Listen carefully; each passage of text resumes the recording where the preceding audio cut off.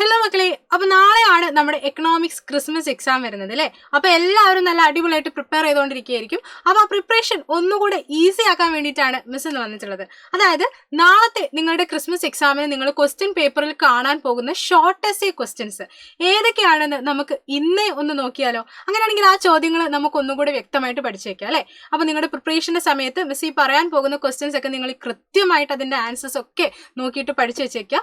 കാരണം ഈ ചോദ്യങ്ങളൊക്കെ ഉറപ്പായിട്ടും നാളത്തെ നിങ്ങളുടെ ക്രിസ്മസ് എക്സാമിന് എന്തായാലും ഉണ്ടായിരിക്കും. നമുക്ക് മൊത്തം 12 ചാപ്റ്റേഴ്സ് ആണ് പഠിച്ചു തീർക്കാനായിട്ടുള്ളത്. അപ്പോൾ ആ 12 ചാപ്റ്റേഴ്സിലെയും ഷോർട്ട് എസ്സേ ക്വസ്റ്റ്യൻസ് ഏതൊക്കെയാണ് എന്ന് നമുക്കൊന്ന് നോക്കാം. ആദ്യമായിട്ട് നമ്മുടെ ഫ്രീക്വൻസി ഡിസ്ട്രിബ്യൂഷൻ ആണ്, അതായത് ഓർഗനൈസേഷൻ ഓഫ് ഡാറ്റ എന്നുള്ള ചാപ്റ്ററിൽ നിന്നും ഉറപ്പായിട്ടും നിങ്ങൾക്ക് ഷോർട്ട് എസ്സേ ആയിട്ട് വരാൻ പോകുന്നത് ഫ്രീക്വൻസി ഡിസ്ട്രിബ്യൂഷൻ ആയിരിക്കും. ഇത് ഒരുപാട് നമ്മൾ ക്ലാസ്സുകളിലൊക്കെ ചെയ്തിട്ടുള്ളത് തന്നെയാണ്.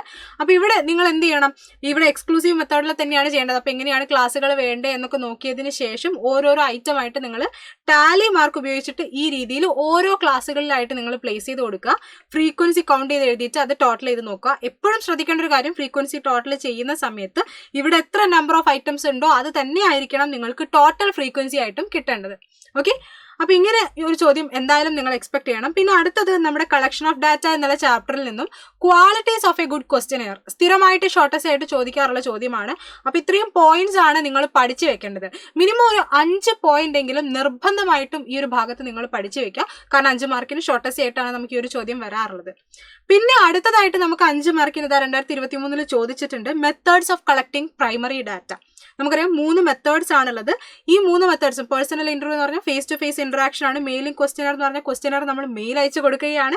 ടെലിഫോൺ ഇന്റർവ്യൂ എന്ന് പറഞ്ഞാൽ നമ്മൾ ടെലിഫോൺ ത്രൂ ആണ് ക്വസ്റ്റ്യൻസ് ചോദിക്കുന്നത്. ഈ ഓരോ മെത്തേഡ്സിന്റെയും എക്സ്പ്ലനേഷനും ഇതിന്റെയൊക്കെ അഡ്വാൻറ്റേജസും ഡിസഡ്വാൻറ്റേജസും കൂടി ഒന്ന് പഠിച്ചു വെച്ചേക്കാം കേട്ടോ.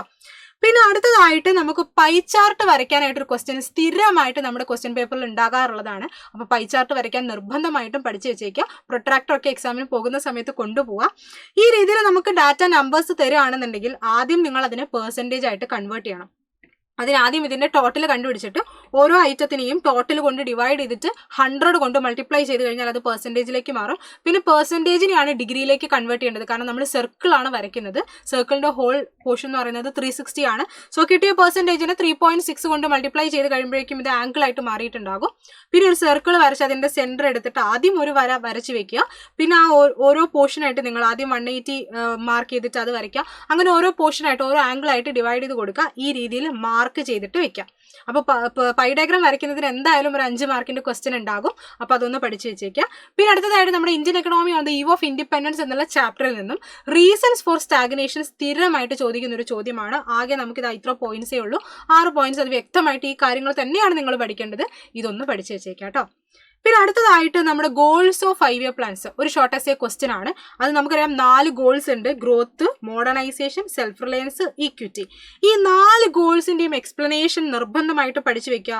ഗ്രോത്ത് എന്ന് പറഞ്ഞാൽ ഈ നമ്മുടെ കൺട്രിയുടെ GDP അല്ലെങ്കിൽ നമ്മുടെ കൺട്രിയുടെ കപ്പാസിറ്റി കൂട്ടലാണ്.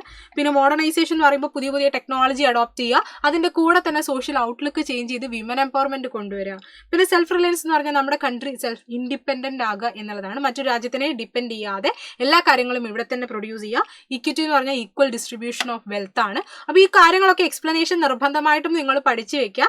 പിന്നെ ഈ ഒരു ക്വസ്റ്റ്യനിൽ അഡീഷണൽ ആയിട്ട് ഒരു കാര്യം ചോദിച്ചിട്ടുണ്ട്, നമ്മുടെ പ്ലാനിംഗ് കമ്മീഷന് പകരം വന്ന ന്യൂലി ഫോംഡ് ഇൻസ്റ്റിറ്റ്യൂഷൻ ഏതാണെന്നുള്ളത്. അത് നീതി ആയോഗാണ്. ചിലപ്പോൾ 1 മാർക്കിനൊക്കെ ചോദിക്കാൻ സാധ്യതയുണ്ട്. അതൊന്നും നോക്കി വെച്ചേക്കാം കേട്ടോ. പിന്നെ അടുത്തതായിട്ട് ഗ്രീൻ റെവല്യൂഷനെ കുറിച്ച് ചോദിക്കാറുണ്ട്. ഓക്കെ, അപ്പോൾ ഗ്രീൻ റെവല്യൂഷനെ കുറിച്ച് write a short note on green revolution എന്ന് ചോദിക്കുന്ന സമയത്ത് നിങ്ങൾ എഴുതി വെക്കേണ്ടത് ഈ പോയിന്റ്സ് ആണ്: HYV seeds, chemical fertilizers, pesticides, modern equipments, irrigation facilities. ഇതൊക്കെയാണ് നിങ്ങൾ ഇൻക്ലൂഡ് ചെയ്യേണ്ട പോയിന്റ്സ്. അപ്പോൾ ഇത് നിർബന്ധമായിട്ട് പഠിച്ചു വെക്കുക. ഗ്രീൻ റെവല്യൂഷന്റെ അഡ്വാൻറ്റേജസും ഡിസഡ്വാൻറ്റേജസും കൂടെ അതിന്റെ കൂടെ ഒന്ന് പഠിച്ചു വെച്ചേക്കാം കേട്ടോ. പിന്നെ അടുത്തതായിട്ട് IPRനെ കുറിച്ച് 1956 ഫോം ചെയ്ത IPR ഇൻഡസ്ട്രിയൽ പോളിസി റെസൊല്യൂഷനെ കുറിച്ച് ചോദിക്കാറുണ്ട്. അപ്പോൾ അവിടെ ഇൻക്ലൂഡ് ചെയ്യേണ്ട പോയിന്റ്സ് നിങ്ങൾ ഇതൊക്കെയാണ്. ഇവിടുന്ന് തുടങ്ങണം. അതായത് സെക്കൻഡ് 5 ഇയർ പ്ലാന്റെ ബേസിലാണ് IPR ഫോം ചെയ്തത്. പിന്നെ അതിനുശേഷം നിങ്ങൾ എഴുതണം IPRൽ മൊത്തം ഇൻഡസ്ട്രീസിനെ 3 കാറ്റഗറി ആയിട്ട് ഡിവൈഡ് ചെയ്തിട്ടുണ്ട്. അതിൽ ഫസ്റ്റ് കാറ്റഗറിയിൽ മൊത്തമായിട്ടും നമ്മളെ സ്റ്റേറ്റ് ഓൺ ചെയ്യുന്ന ഇൻഡസ്ട്രീസ് ആയിരിക്കും. സെക്കൻഡ് കാറ്റഗറിയിൽ സ്റ്റേറ്റും പ്രൈവറ്റും കൂടെ ഓൺ ചെയ്യുന്ന ഇൻഡസ്ട്രീസ് ആയിരിക്കും. തേർഡ് കാറ്റഗറിയിൽ മൊത്തമായിട്ടും പ്രൈവറ്റ് ഓൺ ചെയ്യുന്ന ഇൻഡസ്ട്രീസ് ആയിരിക്കും എന്ന് എഴുതിയതിന് ശേഷം ഈ 3 പോയിന്റുകളും ഇൻക്ലൂഡ് ചെയ്യണം. അതായത് ലൈസൻസിങ് സിസ്റ്റം, പുതിയ ഇൻഡസ്ട്രി തുടങ്ങണമെങ്കിൽ ലൈസൻസ് വേണം. ഓൾറെഡി ഇൻഡസ്ട്രി ഉള്ളവർ അത് എക്സ്പാൻഡ് ചെയ്യാൻ ഉദ്ദേശിക്കുന്നുണ്ടെങ്കിൽ അവരും ലൈസൻസ് എടുക്കണം. പിന്നെ ബാക്ക്വേർഡ് ഏരിയസിനെ മാക്സിമം ഇവർ പ്രൊമോട്ട് ചെയ്യുന്നുണ്ട്. ഈ 3 പോയിന്റ്സും കൂടെ ഇൻക്ലൂഡ് ചെയ്യാം. ഓക്കെ, ദെൻ അടുത്തതായിട്ട് നമ്മോട് ചോദിക്കുന്നതാണ് നമ്മുടെ ന്യൂ ഇക്കണോമിക് പോളിസി LPGയുടെ ഇമ്പാക്ട് നമ്മളോട് ഷോർട്ടേജ് ആയിട്ട് ചോദിക്കും. അപ്പോൾ നമുക്കറിയാം അഗ്രികൾച്ചറൽ സെക്ടറിൽ അത് എന്ത് ഇമ്പാക്ട് ഉണ്ടാക്കി. നമുക്കറിയാം ഗ്രോത്ത് റേറ്റ് വളരെ കുറവായിരുന്നു. പിന്നെ ഇൻഡസ്ട്രിയൽ സെക്ടറിലും അതുപോലെ തന്നെ സ്ലോ ഗ്രോത്ത് റേറ്റ് ആണ്. പക്ഷെ വേറെ കുറച്ച് മാറ്റങ്ങളൊക്കെ ഇൻഡസ്ട്രിയൽ സെക്ടറിൽ കൊണ്ടുവന്നിട്ടുണ്ട്. പിന്നെ ഫിസ്ക്കൽ പോളിസി എന്ത് മാറ്റമാണ് നമ്മുടെ LPG കൊണ്ടുവന്നത്. ഈ കാര്യങ്ങളൊക്കെ നിർബന്ധമായിട്ടും അതിന്റെ ഇമ്പാക്ട് ഒരു ഷോർട്ടേജ് ആയിട്ട് നിങ്ങളൊന്ന് പഠിച്ചു വെച്ചേക്കാം കേട്ടോ. പിന്നെ അതേപോലെ തന്നെ നമ്മുടെ LPG എന്നുള്ള ചാപ്റ്ററിൽ നിന്ന് ചോദിക്കുന്ന മറ്റൊരു ചോദ്യമാണ് നമ്മൾ എന്തിനാണ് ഈ റീഫോംസ് കൊണ്ടുവന്നത്. അതായത് ബാക്ക്ഗ്രൗണ്ട് ഓഫ് LPG ആണ്. അപ്പോൾ ബാക്ക്ഗ്രൗണ്ട് ചോദിക്കുന്ന സമയത്ത് നമ്മുടെ എക്കണോമി ഫേസ് ചെയ്തിരുന്ന ആ ക്രൈസിസിനെ കുറിച്ചാണ് നിങ്ങൾ മെൻഷൻ ചെയ്യേണ്ടത്. ആ ക്രൈസിസിന്റെ ഫീച്ചേഴ്സ് ഒക്കെ മെൻഷൻ ചെയ്തു. അതിനുശേഷം നിങ്ങൾ പറയണം നമ്മുടെ കൺട്രി, അതായത് നമ്മുടെ കൺട്രിക്ക് ഈ ലോൺ ഒന്ന് റീപേ ചെയ്യാൻ പറ്റുന്നുണ്ടായിരുന്നില്ല, ഭയങ്കര ഒരു സിറ്റുവേഷനിലായിരുന്നു. അപ്പോഴാണ് IMFനെയും വേൾഡ് ബാങ്കിനെയും അപ്രോച്ച് ചെയ്തിട്ട് കടം എടുക്കുന്നത്. അപ്പോൾ അവർ കുറച്ച് കണ്ടീഷൻസ് മുന്നോട്ടേക്ക് വെക്കുന്നുണ്ടായിരുന്നു. ആ കണ്ടീഷൻസ് മെൻഷൻ ചെയ്യുക. അവസാനം ആ കണ്ടീഷൻസ് അക്സെപ്റ്റ് ചെയ്ത് നമ്മുടെ ഇന്ത്യ LPG എന്നുള്ള പോളിസി കൊണ്ടുവരാണ്. ഈ കാര്യങ്ങളാണ് നിങ്ങൾ സ്റ്റെപ്പ് ബൈ സ്റ്റെപ്പ് ആയിട്ട് ഈ ഒരു ക്വസ്റ്റിന് ആൻസർ ആയിട്ട് എഴുതേണ്ടത്. പിന്നെ നമ്മുടെ ഒരു കാറ്റഗറൈസേഷൻ ഓഫ് പോവർട്ടി അല്ലെങ്കിൽ പുവർ എന്നുള്ളത് ചോദിക്കാറുണ്ട്. പോവർട്ടി എന്നുള്ള ചാപ്റ്ററിൽ നിന്നുള്ളൊരു ചോദ്യമാണ്. അപ്പോൾ അവിടെ നിങ്ങൾ ഓൾവേസ് പോറും യൂഷ്വലി പോറും എന്താണെന്നുള്ളത് മെൻഷൻ ചെയ്യണം. നമുക്കറിയാം എപ്പോഴും പോവർട്ടിയിലായിരിക്കും ഓൾവേസ് പോർ എന്ന് പറയുന്നത്. യൂഷ്വലി പോർ എന്ന് പറഞ്ഞാൽ യൂഷ്വലി പോർ ആയിരിക്കും, പക്ഷേ ചില സമയത്ത് ലക്ക് കാരണം പോവർട്ടി ലൈൻ്റെ മുകളിൽ വരാൻ സാധിക്കും. ഇവർ രണ്ടുപേരെയും കൂടിയാണ് നമ്മൾ ക്രോണിക് പോർ അല്ലെങ്കിൽ അതിതീവ്ര ദരിദ്രർ എന്ന് പറയാറുള്ളത്. പിന്നെ നമ്മുടെ ചേണിംഗ് പോറും ഒക്കേഷണലി പോറാണ്. ചേണിംഗ് പോർ എന്ന് പറഞ്ഞാൽ move in and out of poverty on A regular basis അല്ലേ. പിന്നെ ഒക്കേഷണലി പോർ ആണെങ്കിൽ യൂഷ്വലി ഇവർ റിച്ച് ആയിരിക്കും, പക്ഷെ ചില സമയത്ത് ബാഡ് ലക്കൊക്കെ കാരണം ഒന്ന് പോവർട്ടി ലൈൻ്റെ താഴെ വരാറുണ്ട്. ഇവർ രണ്ടുപേരെയും കൂടിയാണ് നമ്മൾ ട്രാൻഷ്യന്റ് പോർ എന്ന് പറയാറുള്ളത്.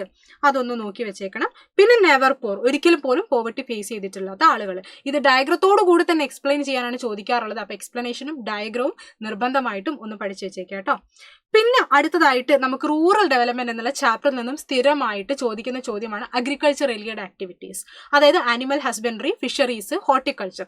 നിർബന്ധമായിട്ടും ഈ 3 കാര്യങ്ങളെക്കുറിച്ചും എക്സ്പ്ലെയിൻ ചെയ്യാനായിട്ട് എൻ്റെ മക്കൾ പഠിച്ചു വെച്ചേക്കുക. നമുക്ക് സ്ഥിരമായിട്ട് ചോദിക്കാറുള്ള ഒരു ചോദ്യമാണ് കേട്ടോ.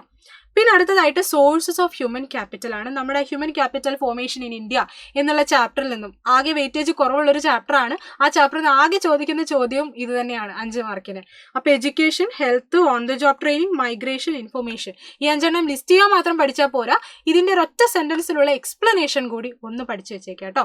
അപ്പോൾ ഇത്രയാണ് നാളത്തെ നിങ്ങളുടെ ക്രിസ്മസ് എക്സാമിന് ഷോർട്ടസ്റ്റ് ക്വസ്റ്റ്യൻസ് ആയിട്ട് വരാൻ പോകുന്ന ചോദ്യങ്ങൾ. അപ്പോൾ ഈ ചോദ്യങ്ങളുടെയൊക്കെ ആൻസേഴ്സ് നിങ്ങൾ പഠിച്ചു വെക്കുക. ഇതിനെക്കുറിച്ച് കൂടുതൽ കൺഫ്യൂഷൻസ് ഉണ്ടെങ്കിൽ ഇന്ന് വൈകുന്നേരം 7 മണിക്ക് നമ്മുടെ മെഗാ മാരത്തോൺ പോകുന്നുണ്ട്.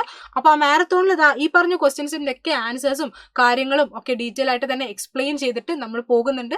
ഇതിൽ കൂടുതൽ ചോദ്യങ്ങളും മൾട്ടിപ്പിൾ ചോയ്സ് ക്വസ്റ്റ്യൻസും 2 മാർക്കിന്റെയും 3 മാർക്കിന്റെയും 4 മാർക്കിന്റെ ക്വസ്റ്റ്യൻസ് ഒക്കെ നമ്മൾ ഡിസ്കസ് ചെയ്യുന്നുണ്ട്. പിന്നെ ഇതേപോലെ തന്നെ essay ക്വസ്റ്റ്യൻസ് ഏതൊക്കെയാ വരിക എന്നുള്ളത് നമ്മുടെ ചാനലിൽ വീഡിയോ പോകുന്നുണ്ട്. അപ്പോൾ അതുകൂടെ നിങ്ങളൊന്ന് ചെക്ക് ചെയ്തേക്കുക. ഇന്ന് വൈകുന്നേരം 7 മണിക്കുള്ള മാരത്തോണിൽ ജോയിൻ ചെയ്ത് കഴിഞ്ഞാൽ ഈ ക്വസ്റ്റ്യൻസിന്റെ ഒക്കെ ആൻസേഴ്സ് ഡീറ്റെയിൽ ആയിട്ട് തന്നെ നമുക്ക് പഠിക്കാം. അപ്പോൾ എല്ലാവർക്കും ഓൾ ദി ബെസ്റ്റ്.